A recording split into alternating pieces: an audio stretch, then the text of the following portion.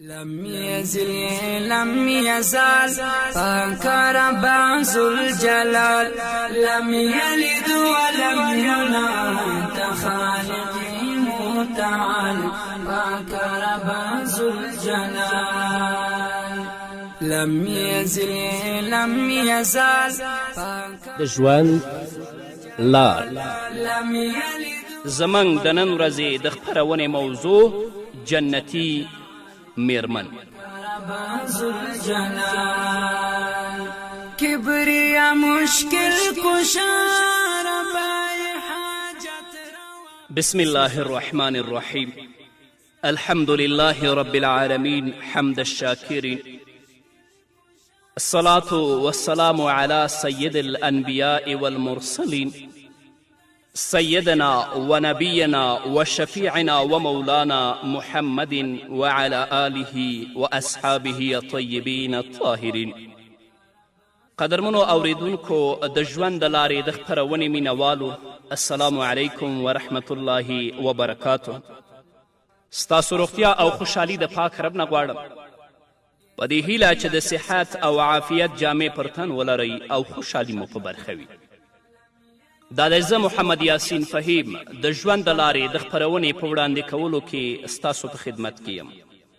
زموږ د نن ورځې د خپرونې موضوع جنتي میرمن. درنو اوریدونکو، خالق کائنات رب العالمین چې په انسانی دنیا کې مسلمان میرمنې او ښځې ته کم مقام او مرتبه ورکړې ده، هغه د اهل بصیرت او د اصحاب معرفت نه پټه نه ده، او کمې خوبیانې او ښایسته صفات چې الله رب العزت یوې مسلمانې میرمنې او ښځې ته ورکړي دي، هغه هم د اهل بصیرت او د اصحاب معرفت نه پټ نه دي. او په دې دنیا کې چې مسلمانې ښځې ته د انساني ښایسته ژوند او د پرسکونه حیات دپاره د اساس او بنیاد کومه درجه حاصله ده، په دې باندې هم څوک سترګې نشي پټولی. په موجوده وقت او په موجوده دور کې دغه اساس او دغه بنیاد غربي تمدن او نوي تهذیب له منځه وړی ټوکړې ټوکړې کړی دی. او په کورنۍ کې چې دا معاشرتي نظام خراب شوی او د کورنۍ پرسکونه ماحول چې څنګه فاسد شوی، په هغې کې د دغه نوي تمدن ډیر دخل دی. ځکه د دې لپاره چې زموږ مسلمانې خویندې او مسلمانې میندې د فاطمة الزهرا رضی الله تعالی عنها سیرت مطالعه کړي، ځان د هغوی په نقش قدم روان کړي، یا د ام المؤمنین عایشې صدیقې رضی الله تعالی عنها مبارک سیرت مطالعه کې واوري، د هغې په نقش قدم روان شي، دا یې پریښی د غربیانو نه متاثرې شوي دي، د غربیانو د تمدن او د تهذیب نه متاثرې شوي دي. هغه حیات، هغه پرسکونه ژوند چې اسلام د دوی لپاره ټاکلی، د هغو نه دوی ځان محرومه کړی. همدغه غربي تمدن او نوي تهذیب مسلمانې ښځې د کور د پرسکونه ماحول نه ویستلی دي، پردو خلکو سره یې میلاو کړي، د بچو د تربیت او د خاوند د حقوقو نه یې غافله کړي دي. نو همدغه غربي تمدن او همدغه غربي تهذیب زمونږ اکثره مسلمانانې خویندې د امن او سکون او د پاکدامني او عافیت ژوند نه لرې کړي دي، او د هغو سکون یې خاورو سره خاورې کړی دی. کوم ذات چې دا ښځه پیدا کړه، کوم ذات چې دې ښځې ته وجود ورکړه، د معدوم نه یې موجوده کړه، هغه ذات د دې د مزاج او فطرت نه ډیر ښه خبر دی. الله رب العزت په قرآني تعلیماتو کې او محمد رسول الله صلی الله علیه وسلم په خپلو ارشاداتو کې د دې نازک جسم رشته ډیر په ښه شان سره بیان کړې ده. محمد رسول الله صلی الله علیه وسلم په خپله مبارکه ژبه باندې د دې نازک جسم د اصلاح او د هغو امورو چې هغه دینی او دنیاوي کامیابی سره تعلق لري، کومو سره چې د دې د جنت په شان خوشګواره ژوند تړلی هغه یې ورته د تعلیماتو او ارشاداتو په رڼا کې واضحه کړي دي او د دې رهنمایي یې کړې ده.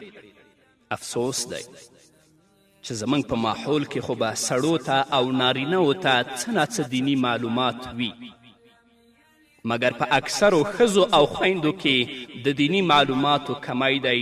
د دینی نادانی په وجه او د جهالت او ناپوهی په وجه اکثر د دوی دینی او دنیوي کامیابی ختمیږي. هغه مسائل چې زموږ خویندو پورې تړاو لري تاسو به د اکثرو علماو نه اوریدلی وي، خو څه چې زه درته په دې خپرونو کې وایم انشاءالله دا به تاسو ته نایاب وي او تر اوسه به مو ډېر کم اوریدلی وي.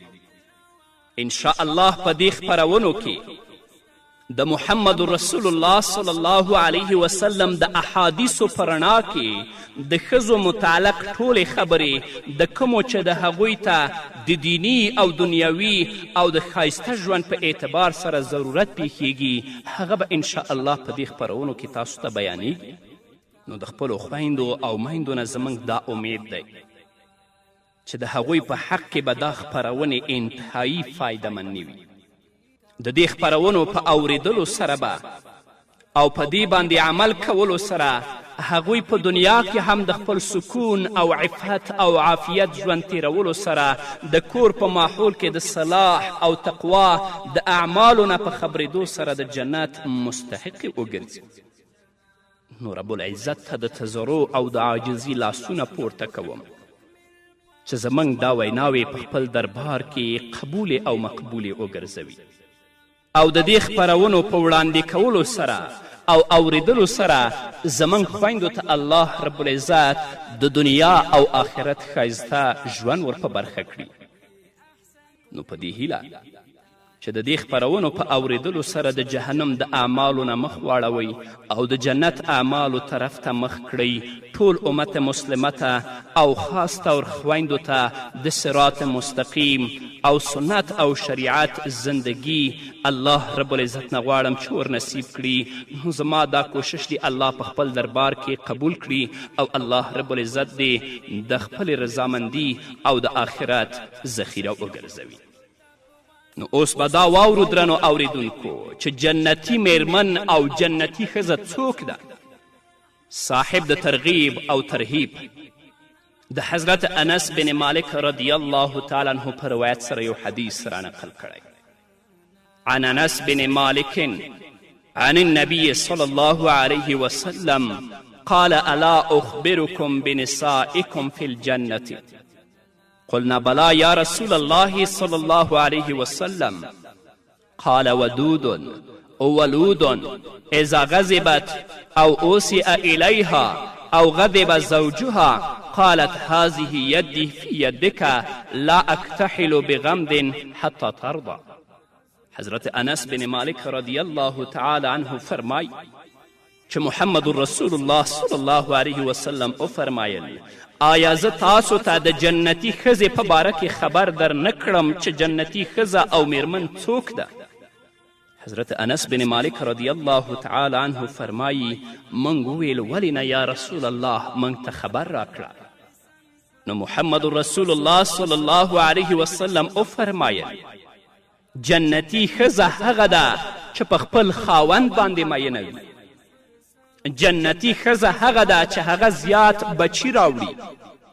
جنتی ښځه هغه ده چې کله په دې باندې غصه وکړی شي یا ورته څه بد رد وویل شي یا د هغې خاوند ناراضه شي نو دا ښځه د خاوند په راضي کولو سره ووایي زما لاس ستا په لاس کې دی زه به تر هغه وخته پورې نه اویده کیږم تر کومې پورې چې ته خوشحاله شوی نه.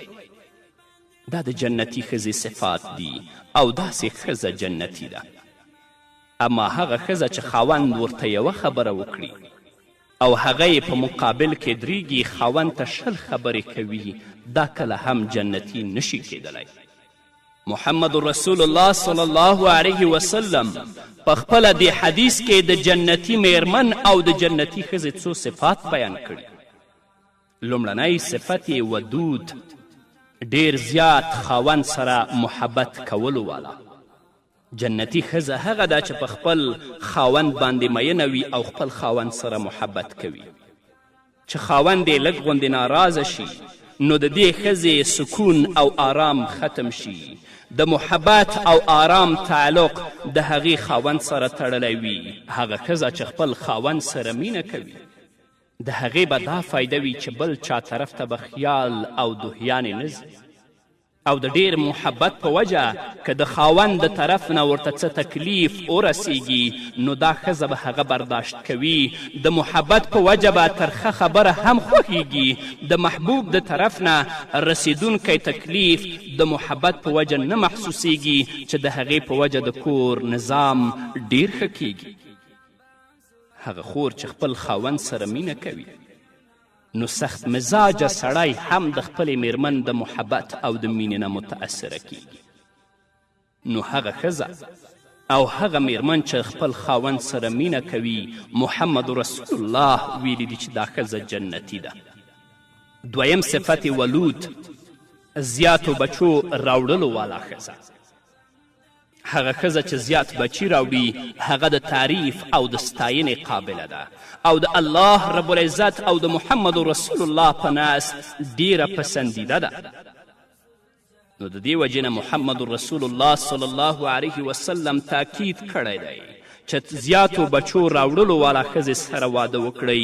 د واده د ټولو نه اهم مقصد د نسل سلسله باقی ساتل دي او د امت د افرادو د زیاتو نه زیات کیدل دي. د دې نه دا معلومه شوه چې څوک بچی نه غواړي یا د کم نه کم غواړي د دې دپاره چې عیش او آرام ورته میلاو شي او د بچو د پرورش او د تربیت مشقت نه بچ شي، دا د الله رب العزت او محمد رسول الله صلی الله علیه وسلم په نزد ډیره ناخوښه خبره ده. هو که چیرته یوه خور مریضه وي، یوه خور بیماره وي، هغه د خپل اولاد تربیت او پرورش ته نشي رسیدلی، که هغه د بچو راوړلو کې څه فاصله راوړي شریعت ورته هم اجازه ورکړې ده. عموما د غربیانو دا مزاج دی چې هغوی بالکل بچی نه غواړي یا د یو او دوو نه زیات نه غواړي، د دې دپاره چې د هغوی په عیش او آرام کې خلل نه وي، په سیر او سیاحت کې آزاد اوسي. په اوسنی دور کې مسلمانان هم په دې کار کې د غربیانو نه متأثره شوي دي، یا د سره بچی بند کړي یا د یو او دوو او د دریو نه زیات نه غواړي. او حال دا چې کله محمد رسول الله صلی الله علیه وسلم د جنتی ښځې صفات بیانوي، محمد رسول الله فرمایي ودود ولود. اولاد او د هغې ډیروالی دا ډیر لوی نعمت دی او د ثواب خبره ده.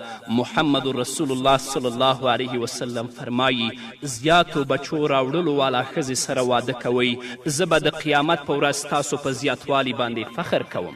پاتې شوه دا خبره چې د بچو کثرت د غربت سبب دی، نو دا خبره غلطه ده. که ستا بچي وي د هغو ښایسته تربیت وکړي، هغو ته ښایسته تعلیم ورکړي، نو هغه به ستا د خوشحالي او د مالداري باعث وګرځي. پریشانی او مصیبت خو د غلط تعلیم او د غلط تربیت ورکولو په وجه راځي. الله رب العزت دې زموږ خویندو ته هغه صفات ورکړي کم صفات چې محمد رسول الله د جنتي ښځې بیان کړي دي. نور به م واورو درنو اوریدونکو، خود یوې دمې نه وروسته. پر سرو راولی تستر زوال پاک رب ذوالجلال لم يزل لم يزال پاک رب ذوالجلال لم يلد ولم يولد خالق متعال پاک رب ذوالجلال لم يزل لم يزال پاک رب ذوالجلال لم يلد ولم يولد خالق متعال پاک رب ذوالجلال کبریا مشکل کشا رب حاجت درنو اوریدونکو، بیا هم زموږ سلامونه ومنئ. په دې باندې د هم زموږ پلرونه او میندې پوه شي چې دا بچي او اولاد د والدینو په حق کې د دین او دنیا د کامیابی باعث او صدقې جاریه ګرځي. هغه مور چې حمل اخلي او تر څو پورې چې خپل ماشوم ته شیدې ورکوي، دې خور لپاره ډیر لوی ثواب دی، لکه څنګه چې محمد رسول الله فرمایي. دا حدیث صاحب د کنز العمال را نقل کړی. محمد رسول الله ښځو ته وفرمایل چې تاسو په دې خبره باندې راضي او خوشحاله نه یئ. کله چې په تاسو کې څوک د خپل خاوند نه حمل واخلي او خاوند د هغې نه راضي وي، نو هغې ته داسې ثواب میلاویږي لکه څنګه چې د خدای پاک په لار کې د روژه نیونکي او د شپې بیدار اوسیدونکي ته میلاویږي. او چې کله په هغې درد راشي، نو هغې خور لپاره الله رب العزت په جنت کې د سترګو د یخوالي سامان برابر کړی چې هغه تر اوسه نه د ځمکې ملائکو او نه د آسمان ملائکو لیدلی. او د پیدایش نه وروسته چې ماشوم یو غړپ شودې هم وڅکي، نو په هغې باندې مور ته یوه نیکي میلاویږي. که چیرې د ماشوم په وجه په شپه کې دا مور راویښه شي، نو د الله رب العزت په لاره کې د اویا غلامانو د آزادولو ثواب ورته میلاویږي. او د محمد رسول الله په بل حدیث کې راځي چې دا هم صاحب د کنز العمال را نقل کړی. رسول الله فرمایي د حمل نه واخله د بچي پیدا کېدو پورې او د پیو نه پرې کولو پورې داسې ده لکه د اسلام په لاره کې د سرحد حفاظت کوونکي. که چیرې د دې په منځ کې دې ښځې انتقال وکړه او مړه شوه، نو د شهید برابر ثواب الله ورکوي. دا عزت تاسو لپاره خویندو بس نه ده؟ دا مرتبه چې الله درکړې آیا دا تاسو ته بس نه ده؟ د محمد رسول الله په دې حدیث کې د جنتي میرمن او د جنتي ښځې یو ډیر اهم صفت او علامت بیان کړی شوی چې هغه د خاوند په محبت کې بلکې د هغه په مینه کې دومره ډوبه وي چې د هغه لږ غوندې خفګان هم نشي برداشت کولی. که چیرته په څه خبره باندې خاوند ناراضه شي یا غصه شي، نو خپل لاس د هغه په لاس کې ورکړي او د خپل محبت او تعلق اظهار وکړي چې کومې پورې ته راضي نه یې او خوشحاله شوی نه یې، زه به نه اویده کیږم. الله اکبر، څنګه شان دی د آرام او د مینې. آیا په اوسني وخت کې هغه خویندې چې د غربیانو د تهذیب نه متاثرې شوي دي داسې کولی شي؟ کله هم نه.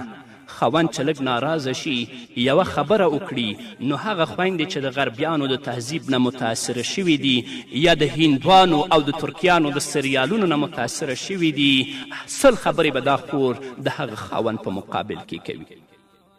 همدارنګه محمد رسول الله صلی الله علیه وسلم فرمایي، د ترمذی او د ابن ماجه حدیث دی، راوی د حدیث حضرت ثوبان دی. عن ثوبان فقال رسول الله افضله لسان ذاکر وقلب شاکر وزوجة مؤمنة تعینه علی ایمانه. حضرت ثوبان رضی الله تعالی عنه فرمایي چې موږ د محمد رسول الله نه دا معلومول غوښتل چې کوم مال نفع ورکوونکی دی چې هغه موږ اختیار کړو.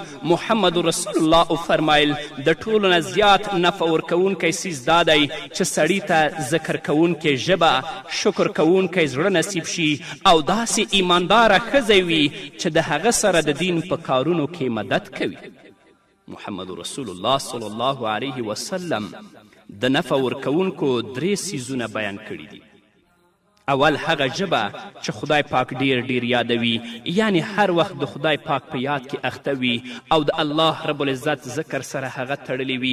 مطلب دا دی چې هر وخت د الله پاک په یاد کې، کله په مانځه کې، کله په تلاوت کې، کله په درود کې، کله په استغفار کې، کله په سبحان الله الحمدلله کې ویښیږي نو د خدای پاک په ذکر سره، که ویده کیږي نو د خدای پاک په یاد کې، که په بازار کې وي نو د خدای پاک ذکر، که په کور کې وي هم ژبه د الله رب العزت په ذکر باندې اخته وي. کله چې د الله رب العزت ذکر عادت شي، نو جسمانی کارونه د هغه معنی نشي جوړېدلی چې هغه اخوا کار کوي دیخوا کار کوي، نو ژبه د الله رب العزت په ذکر باندې مشغوله وي. نو ای خویندو، ای میندو، تاسو نه داسې هم کیدی شي چې کله پخلی کوئ، کار کوئ، د کورونو کار کوئ، ژبه د الله رب العزت په ذکر کې مشغوله وساتئ. دویم قلب شاکر، شکرګزار زړه. د دې ډیر زیات اهمیت دی. شکر سره په نعمت کې زیاتوالی راځي، لکه چې الله فرمایي لئن شکرتم لازیدنکم. د شکر مطلب دا دی چې د الله پاک ورکړی شوي نعمت، صحت او مال د الله په نافرمانی کې مه خرج کوئ. د ګناه اسباب مه اختیاروئ، ځکه څوک چې د ګناه اسباب اختیار کړي دا هم په ناشکري کې داخل دی.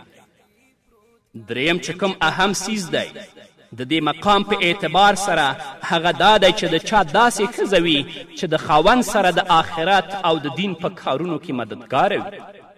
مثلا که خاوند د دین کار کوي، په مدرسه کې سبق ښیي، نو دا خور د دې په مقابل کې د دنیا طرف ته د مالی فایدو په لیدلو باندې نه راپاروي او داسې ورته نه وایي چې په دې کې مالی پریشانی ده.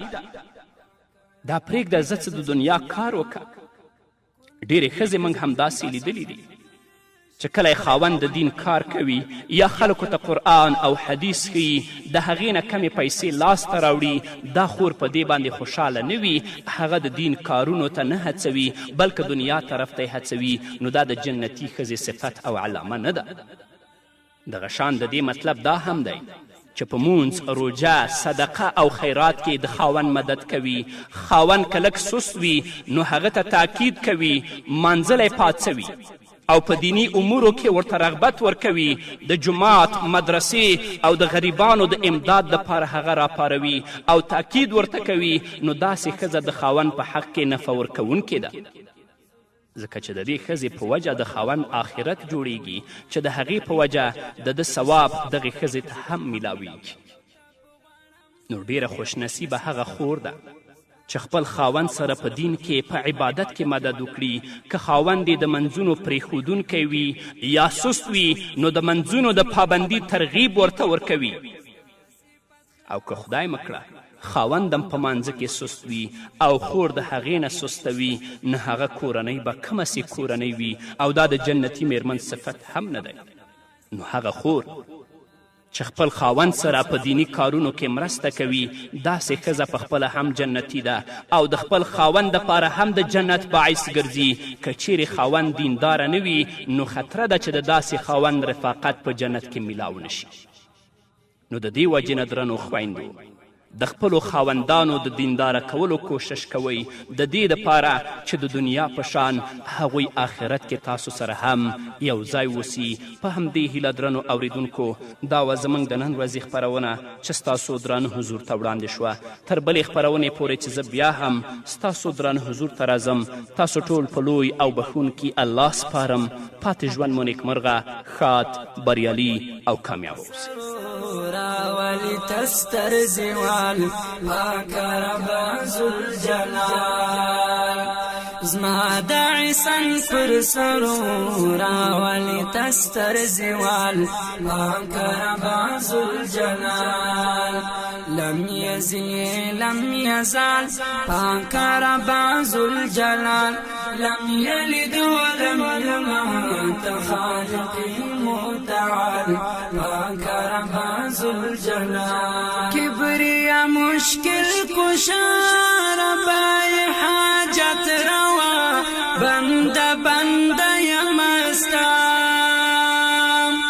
کبریا مشکل کشا ربای حاجت روا، بنده بنده یمستا، هر سکی داستا حکمت، هر سکی دی پروت کمال پاک رب ذوالجلال، هر سکی داستا حکمت، هر سکی دی پروت کمال پاک رب ذوالجلال، لم یزل لم یزال پاک رب ذوالجلال، لم یلد ولم یولد خالقی متعال پاک رب ذوالجلال، کن فیکون ستا امر شي تکمل پورا امر، آغا د مولا امر، کن فیکون ستا امر شي تکمل پورا امر، آغا د مولا امر،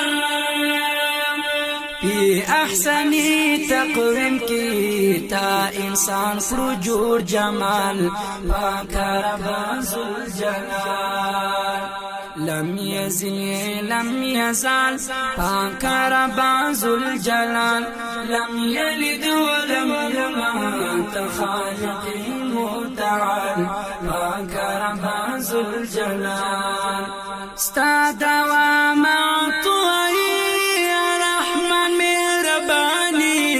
لطف غنم سمدستی ستا دوام رحمن ربانی لطف غنم سمدستی ستا صفت خلاصی گنا نلارم واسم جال پاک رب ذوالجلال ستا صفت خلاصی